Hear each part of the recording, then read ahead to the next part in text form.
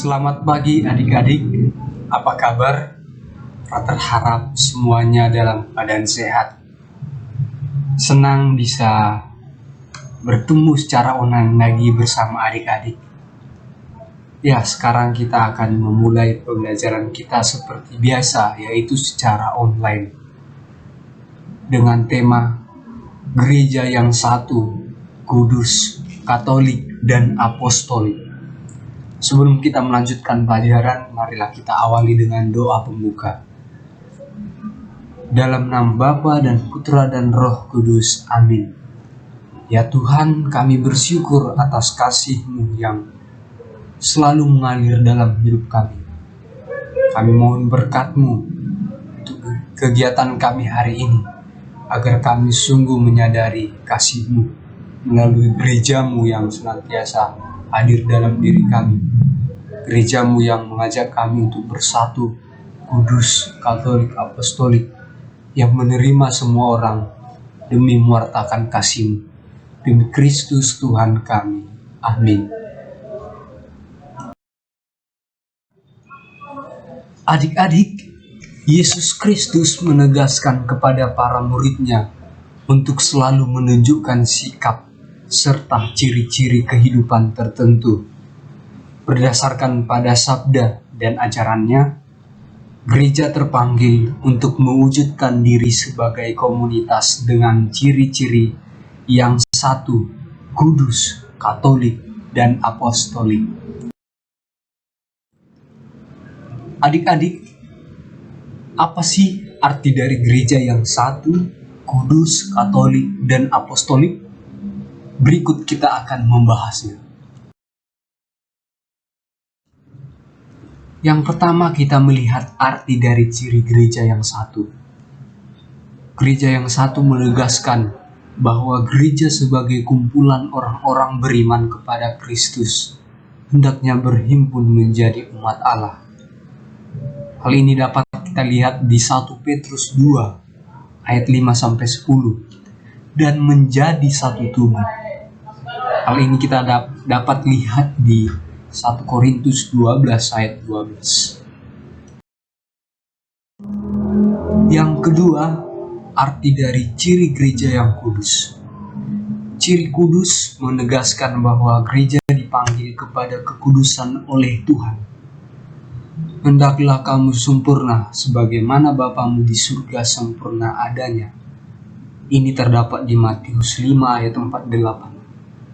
Kekudusan yang dimaksud menegaskan bahwa gereja merupakan kumpulan orang-orang beriman yang terpanggil untuk hidup suci, yaitu hidup sesuai dengan kehendak Allah.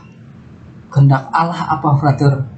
Yaitu mencintai sesama kita, mencintai kedua orang tua kita, mencintai kakak dan adik kita, mencintai semua orang yang ada di sekitar kita, dan mencintai alam ciptaan Tuhan. Itulah kehendak Allah bagi kita. Yang ketiga, arti dari ciri gereja Katolik.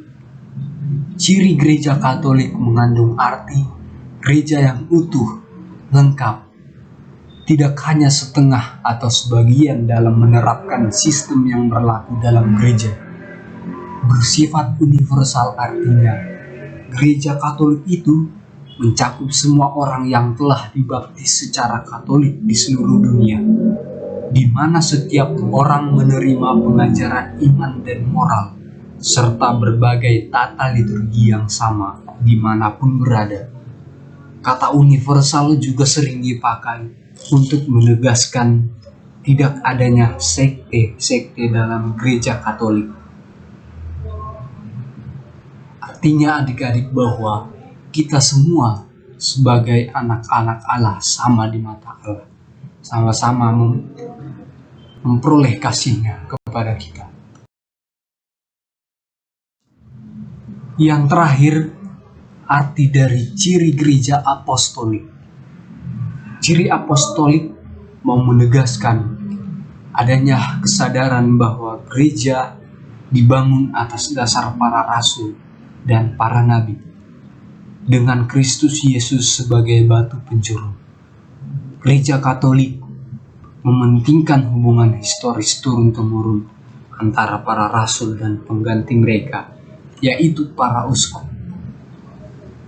Adik-adik, Gereja Katolik memiliki 3 sumber iman.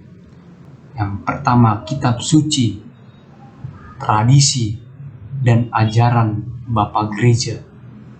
Nah, inilah yang ingin disampaikan, bahwa Gereja Katolik itu harus mengikuti apa yang diajarkan, bukan hanya dari kitab suci, tapi juga dilihat dari tradisi dan ajaran-ajaran Bapa Gereja, yaitu melalui paus, para uskup, khususnya mengenai ajaran-ajaran gereja. Karena kita yakin bahwa Yesus hadir melalui mereka untuk mewartakan kasih-Nya kepada kita, untuk menyampaikan apa yang ingin Yesus katakan.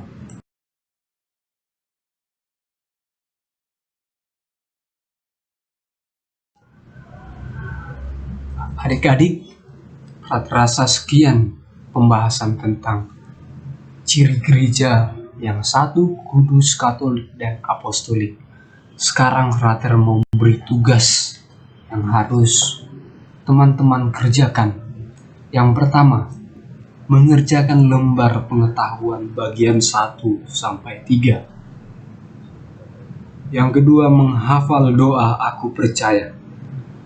Nah, di sini Frater membuat catatan untuk doa aku percaya. Itu doa yang sudah dihafal itu, teman-teman membuat video sambil mendaraskan doa tersebut. Jadi Frater harap semua mengirim tugas ini kepada Frater. Terima kasih, Frater akan menunggu tugasnya. Sekarang marilah kita akhiri pembelajaran kita ini dengan doa penutup. Dalam nama Bapa dan Putra dan Roh Kudus. Amin. Ya Tuhan, kami bersyukur atas berkat dan kasih-Mu. Kami juga bersyukur karena Kau angkat menjadi anak-anak-Mu. Melalui gereja kami disatukan, kuduskan, adalah sebagai bentuk dari panggilan kami sebagai anak-anak-Mu. Bantulah kami untuk menghidupi hal ini. Berkatilah kami yang akan melanjutkan kegiatan kami. Semoga kasih-Mu tetap bisa kami berikan kepada semua orang. Demi Kristus Tuhan dan pengantara kami. Amin. Dalam nama Bapa dan Putra dan Roh Kudus. Amin. Terima kasih adik-adik. Tuhan memberkati.